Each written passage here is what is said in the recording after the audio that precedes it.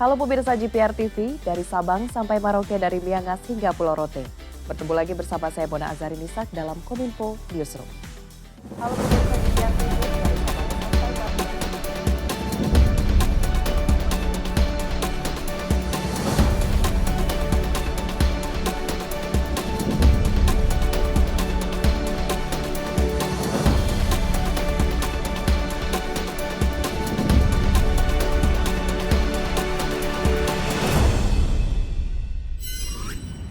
Pemirsa, mengawali informasi pertama, Presiden Joko Widodo melantik Komisioner KPU dan Bawaslu periode 2022-2027.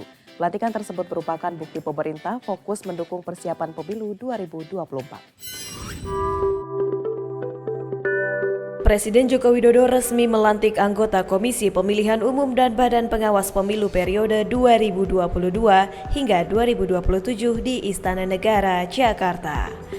Pelantikan tersebut berdasarkan keputusan Presiden nomor 33P tahun 2022 tentang pemberhentian dan pengangkatan anggota KPU masa jabatan 2022 hingga 2027. 7 anggota KPU dan 5 anggota Bawaslu resmi menjabat sebagai anggota KPU dan Bawaslu sejak pengucapan sumpah jabatan terhitung mulai tanggal 12 April 2022. Oleh karena itu kami segera melakukan konsolidasi internal untuk mempelajari apa yang sudah disiapkan oleh KPU periode sebelumnya, dan kemudian akan kami lakukan diskusi mendalam menjadi bahan untuk segera melakukan rapat dengar pendapat, rapat kerja antara DPR, pemerintah, KPU dan Badan Penyelenggara Pemilu yang rencananya akan dilaksanakan pada esok hari Rabu tanggal 13 April tahun 2022. Kami bersama-sama akan melakukan rencana ke depan bagaimana standar tata laksana pengawasan pemilu dilakukan dan diperbaiki. Ketiga, kami bersama-sama akan melakukan seluruh proses pengawasan tahapan penyelenggaraan pemilu yang akan dilaksanakan pada bulan Juni ini, dan kami berharap agar peraturan Komisi Pemilihan Umum dapat segera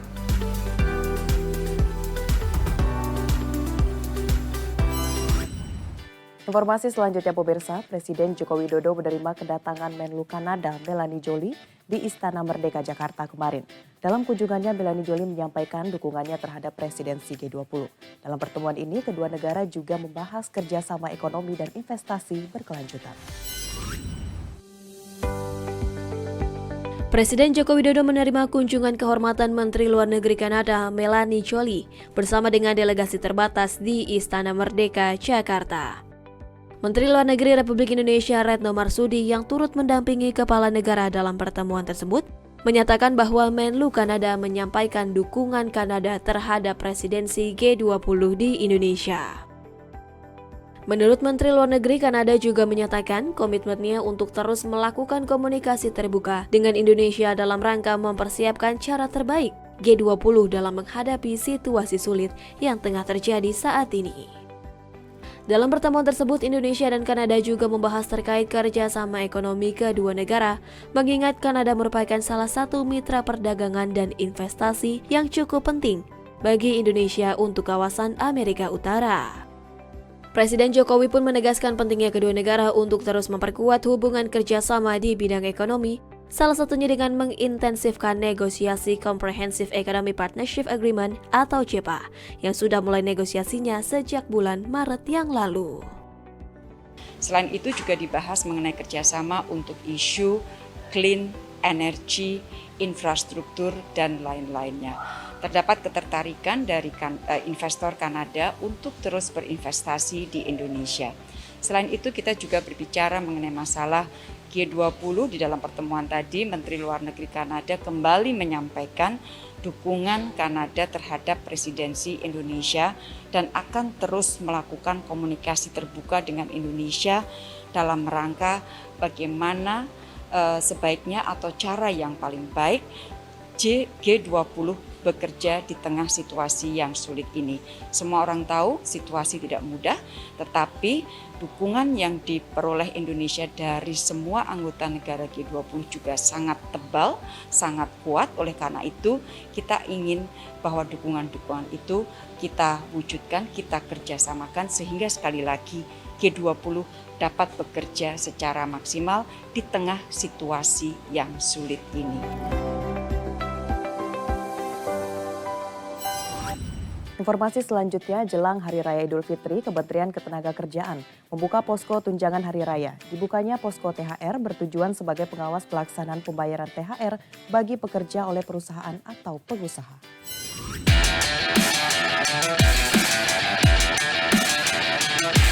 Tahun ini, Kementerian Ketenagakerjaan kembali membuka posko tunjangan Hari Raya.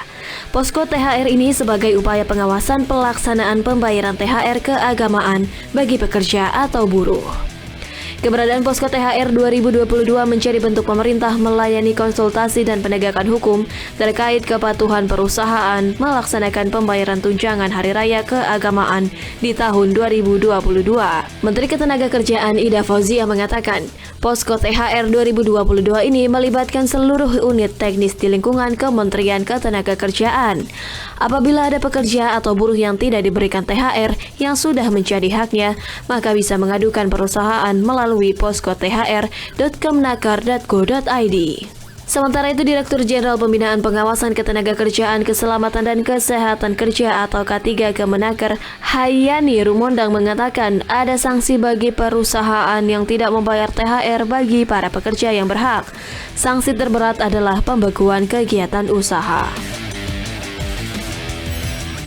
Menparekraf Sandiaga Uno memperkirakan akan ada lebih dari 40 juta pemudik yang berkunjung ke tempat-tempat wisata khususnya selama periode Lebaran 2022. Menparekraf berharap momen ini bisa menjadi peningkatan ekonomi dan produk kreatif UMKM. Menteri Pariwisata dan Ekonomi Kreatif Sandiaga Uno menyebut puncak arus mudik menurut data Kementerian Perhubungan diprediksi terjadi pada tanggal 29 dan 30 April 2022. Dari prediksi 80 juta pemudik tahun ini, sebanyak 48 hingga 56 juta penduduk merupakan wisatawan yang akan berlibur ke berbagai destinasi wisata di Indonesia. Menparekraf berharap dengan persiapan yang matang seperti kualitas SDM, infrastruktur, protokol kesehatan, dan perkembangan teknologi informasi di tempat wisata bisa menjadi kesempatan kebangkitan ekonomi dan peningkatan produk ekonomi kreatif. Karena kalau kita lihat 48 juta ini kan berarti 3 kali lipat dari jumlah wisatawan mancanegara yang datang di tahun 2019 yang hanya 16 juta. Ini peluang buat kita yang harus kita ambil sehingga menghadirkan pengalaman dan kenangan yang baik dan citra pariwisata dan ekonomi kreatif yang unggul. Dan kami melihat bahwa nanti bukan hanya destinasi wisatanya saja yang penuh, tapi juga produk-produk ekonomi kreatif di sentra ekonomi kreatif akan habis terpesan. Pemirsa, setelah tertunda selama 2 tahun, Arab Saudi akhirnya kembali membuka pintu bagi 1 juta jemaah haji internasional. Meski demikian, terdapat sejumlah syarat yang ditetapkan Arab Saudi bagi para calon haji. Pemerintah Indonesia menyambut positif pengumuman terbaru Kerajaan Arab Saudi bahwa penyelenggaraan haji 1443 Hijriah dapat diselenggarakan dengan total jemaah mencapai 1 juta orang. Dikutip dari pers rilis Kemenak, Menteri Agama Yakut Khalil Qomas menyampaikan rasa syukur atas adanya kepastian keberangkatan jemaah haji Indonesia pada tahun ini. Meski belum dipastikan berapa banyak Indonesia dapat memberangkatkan jemaah calon haji, Menak menegaskan Indonesia siap menyelenggarakan haji, sebab persiapan dengan berbagai skenario pemberangkatan telah dilakukan selama ini.